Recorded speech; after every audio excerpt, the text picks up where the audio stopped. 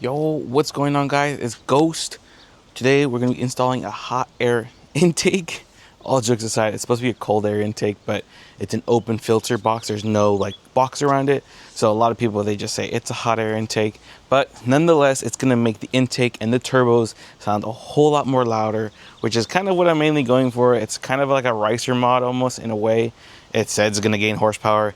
I highly doubt it, but the stock air box does sound really good. I'll insert a clip right now. So see, the stock airbox doesn't sound all that bad. You can still hear the blow-off valve. The only thing you don't really hear the intake sound. Like you can't really hear the, the car sucking in the air, which I want to hear that sucky, you know what I mean? But yeah, so let's get into it. I'll show you what we got, show you what the stock airbox is, and I'll do a step-by-step, kind of that way you guys at home can follow step-by-step, and then you guys can do an easy install as well, because I don't see a lot of videos doing this, so let's get to it.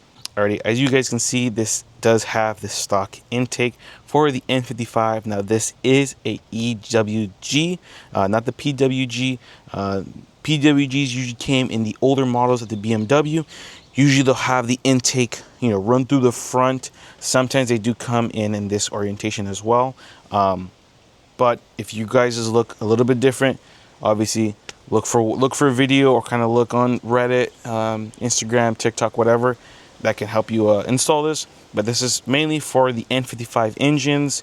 I know that it's the same across 4 Series, 3 Series, 5 Series, and even the 6 Series as well. So the system is going to replace that one. This is the kit I went with the ATEK cold air intake, but the joke is saying it's a hot air intake just because most really expensive, really high performance cold air intakes do come with like a custom box to keep all the cold air all in one. Obviously your engine gets hot when you're on the track, if you're racing, all that fun stuff. So it is going to be exposed, so it's going to be roughly around here, maybe around here. I mean, it is on the opposite side of the turbo, so obviously we're not going to have the hot turbo air in there, but the engine base still does get really hot. So that's the joke saying hot air intake. But let's get into an install. Let's take off the old system, and then I can break it down for you. That way you don't actually break any clips. That way if you live in a state like me in California, where we have to smog our cars every 2 years, you are going to have to put the stock system back on, because this is not carb legal. If you're a cop, you didn't see this, okay? This is for demonstration only and learning purposes only. Alrighty, so the first step is going to have to be removing this.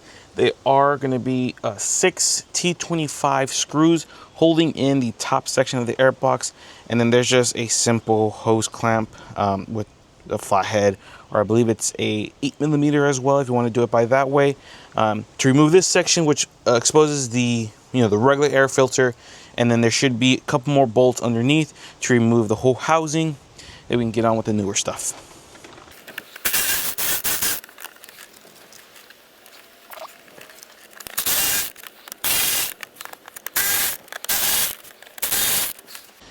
Alright, so the only thing that's holding down this box right here is going to be this one clip, and there should be one right there and one right there. And so they're almost just like push pins, so you just kind of have to gently tug on it until it clips out. This is loosely just in there. So just some couple love taps, you should be able to pull it right out and install the new one.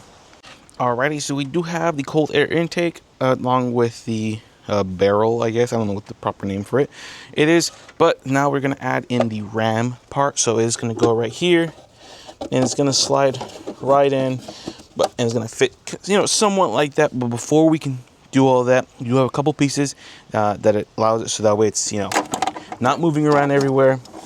And I will show you where they connect, so that way you know where to connect them, because there's a couple pieces right there that are going to connect on the bottom as well on the side right here, so that way this doesn't move, and that way when you're stepping on it and you're going full throttle, obviously your engine shakes, so this will be nice and sturdy for you. But let's get into it. Alrighty, so first you're going to have this piece. It almost looks like a little Lego hand, as you can focus right there. So this is going to be connecting to this right here. This is the AC line, so that's just going to snap on right there, just like that, to hold it in place. Now this section right here, it's a little bit flat. It's going to go right there, as you can see. And it's going to go onto this grommet right here, which just locks it in just like that. So this one I am going to put on the actual intake itself first, and I'm going to leave the AC one on there just because I feel like it's a little bit harder to put that one on than it is to put this one on. So as you can see, we have it all nice on. It's nice and sturdy. Now, it does come with an extra piece to put in the front grille, which I will show right now. Alrighty, so now you do get this piece right here, and it's going to be an intake that goes on to right here, but the only thing is they require clips. Now, I don't know if maybe I got a defect, but there are no clips here to clip on to the OEM intake ram section right here.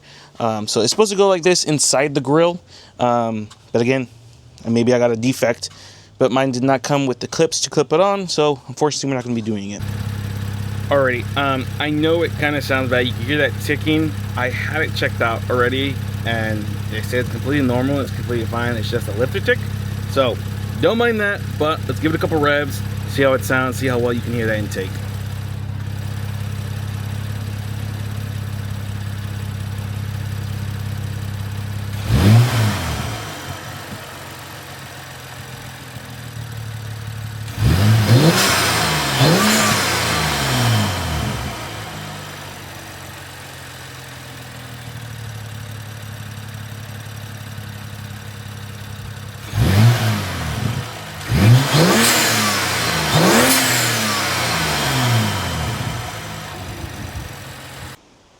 Alrighty, I hope you guys enjoyed that.